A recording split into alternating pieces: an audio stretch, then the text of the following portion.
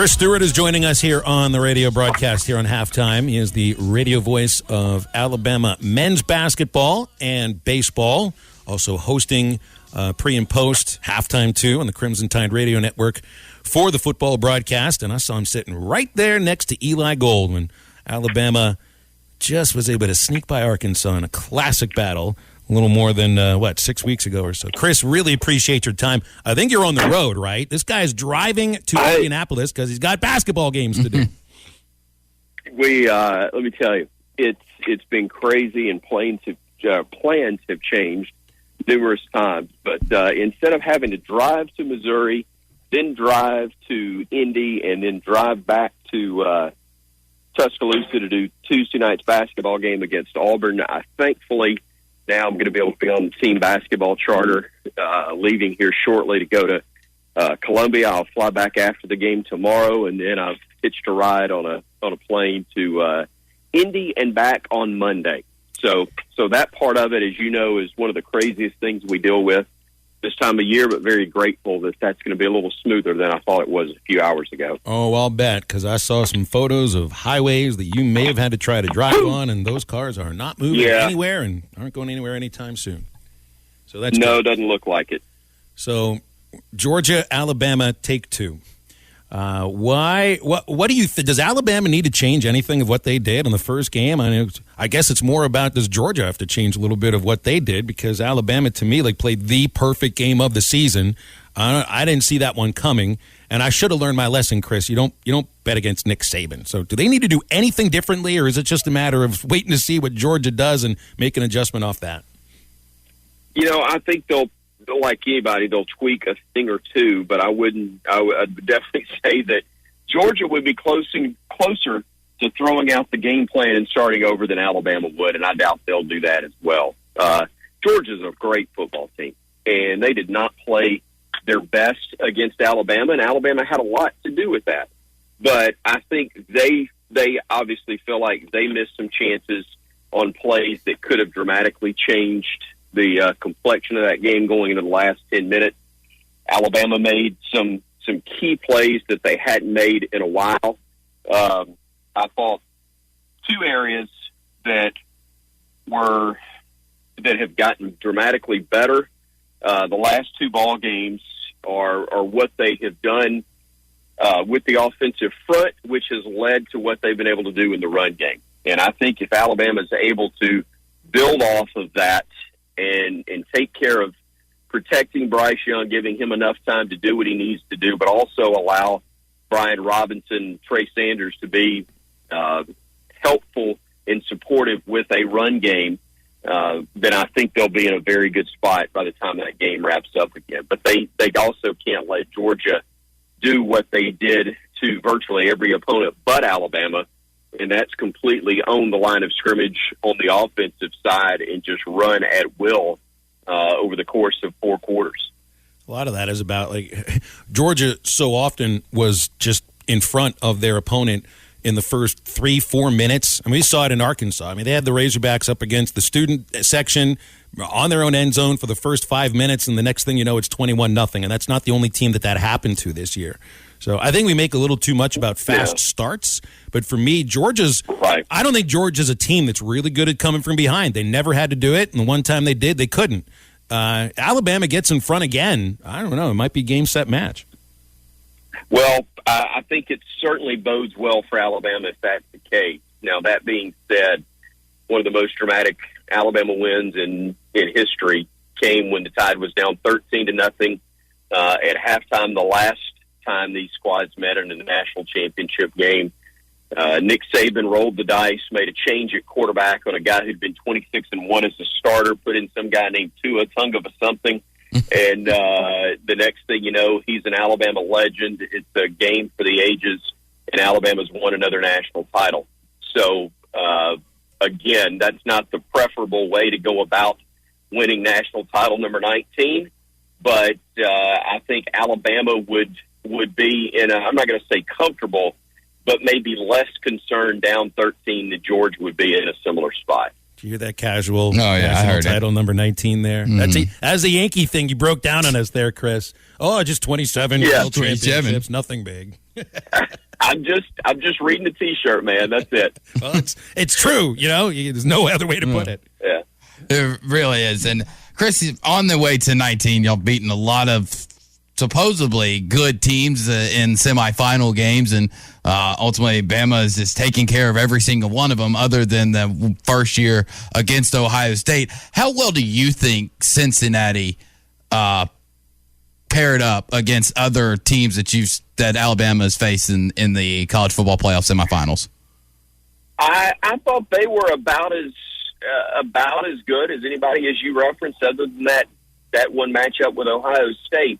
Look, they weren't able to handle Alabama at the line of scrimmage. And I think part of that is because Alabama's healthier and has improved along the offensive front. Brian Robinson's healthier than he'd been at any point of the year, or at least since early in the year. So I think those things played a part in it. But no, I don't think Cincinnati is designed to handle up front what you get from Alabama or any other elite Power 5 team. That being said, they did as good a job in the secondary of minimizing Jameson Williams as anybody has done. And I know that's helped somewhat by the fact that, his running mate there wasn't available on the other side at wideout, and that'll be the case again for this game.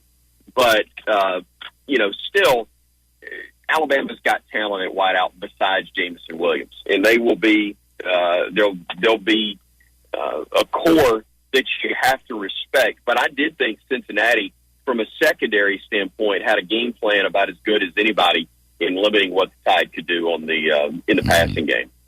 Yeah, and one big key to Alabama's great success this year has been, of course, the quarterback Bryce Young. And Chris, I'm going to ask you a question that you're going to get asked 1,000 times, and hopefully I'm the first one of 2022 to ask.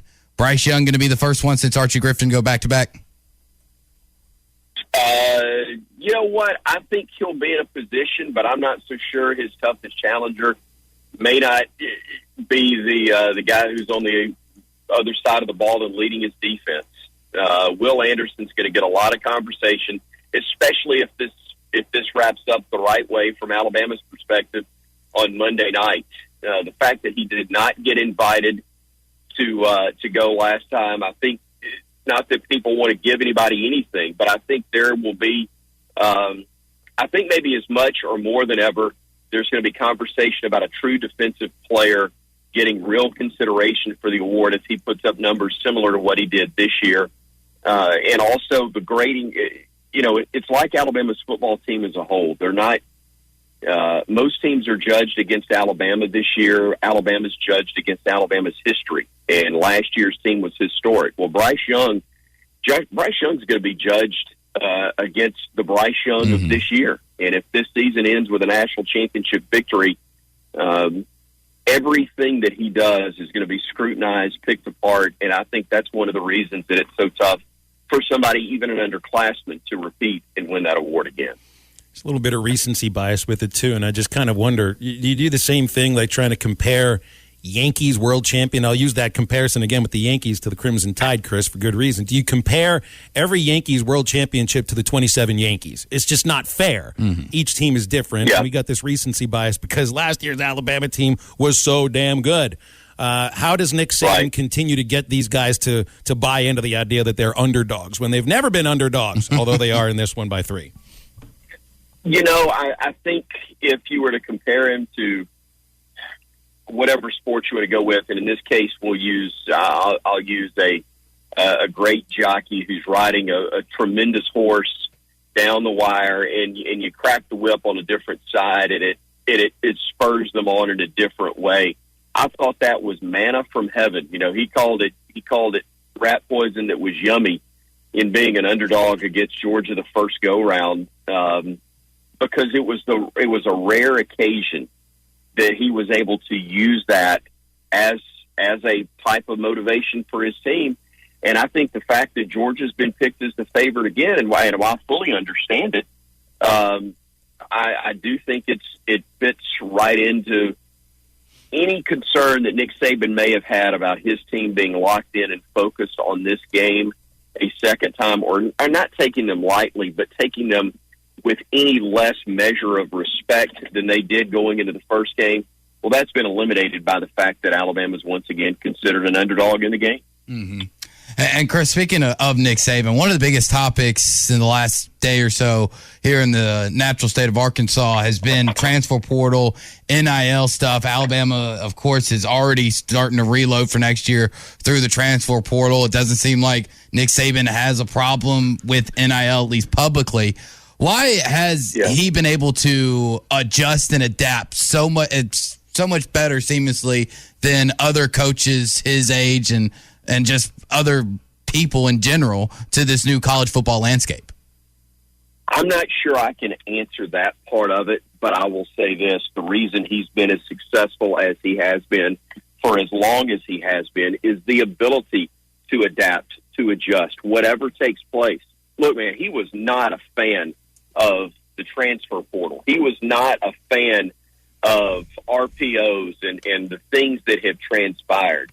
He's been very clear on what he thinks is best for the game as a whole, whether it's rules between the lines or affecting eligibility. But when the rules changed, his ability to pivot and to go with whatever the rules happen to be has been absolutely amazing to me. And it's why, mind-boggling as it is for a guy who grew up in Alabama and knew of Bear Bryant clearly as a child, to think that this man on Monday night could have more national championships at the University of Alabama than Bear Bryant by the end of the night just blows my mind. He's already got more total titles than Coach Bryant, but for him to have more at Alabama than a guy who is almost deity within the state, that's unbelievable. All right, I was going to ask you about basketball, but forget about it. You brought up Bear Bryant. You knew him as a kid. How intimidated were you when you might have been around Bear Bryant? How close did you get to him, and how well did you get to know him? Only one time. My dad got me a ticket. It was the first Alabama game. My dad was in charge of all the ushers in the north end zone at Legion Field for a long, long time, and he would always bring me a game program or something from a game. But I didn't get to go to a game until I think I was maybe 11 or 12. Arkansas State came to Birmingham, played Alabama and Bear Bryant. It was almost a gift from Coach Bryant to Larry Lacewell, who was from his hometown of Fordyce. They played Arkansas State, and I remember standing down by the gate where Coach Bryant was going to walk in. He had taken his traditional lap around the field as soon as the team got there, and I was going to speak to him as an 11 or 12-year-old boy, whichever it was. And then all of a sudden, he started talking to someone, and I was raised right in a Southern household, and I knew not to interrupt an adult, but especially Bear Bryant. And so I just looked at him and didn't say a word, and that was as close as I've ever gotten. But to have had the opportunity as a freshman, I guess maybe sophomore, I should say, as a student at the University of Montevallo, and go, and it was a student broadcaster, went to Tuscaloosa to cover the press conference when Gene Stallings was named the head coach at Alabama. And I was in the room, and from what I understand, it was the first time that Paul Bryant Jr. had been in that building in a number of years, to see tears rolling down his cheeks, literally, as Gene Stallings was named as the head coach at Alabama that day. And now to do what I do professionally, hosting the Coach's TV show. I've been a very blessed man in a lot of different ways, but as a kid who grew up in this state, some of the stuff I've had a chance to see historically, I'm beyond grateful. Well, I know the hard work you put into it, man. I see that up close whenever our teams play against each other, so you certainly deserve the gratitude that you feel for the career that you got. Do a great job, too. Looking forward to having a chance to listen to you guys on Monday. Good luck, and hey, good luck getting into Indianapolis. Sounds like it'll be a little easier for you. BetOnline has you covered for all the holiday season. More props, odds, and lines than ever before. BetOnline remains your #1 spot for all sports action. Head to our new updated desktop or mobile website to sign up today and receive your 50% welcome bonus with the promo code BELIEVE to receive your bonus. That's BLEAV to receive your bonus. And it's not just football. BetOnline has pro and college hoops, NHL, boxing, UFC, even your favorite Vegas casino games. games. Don't wait to take advantage of all these amazing offers available for the 2021 season. BetOnline is the fastest and easiest way to bet on all your favorite sports.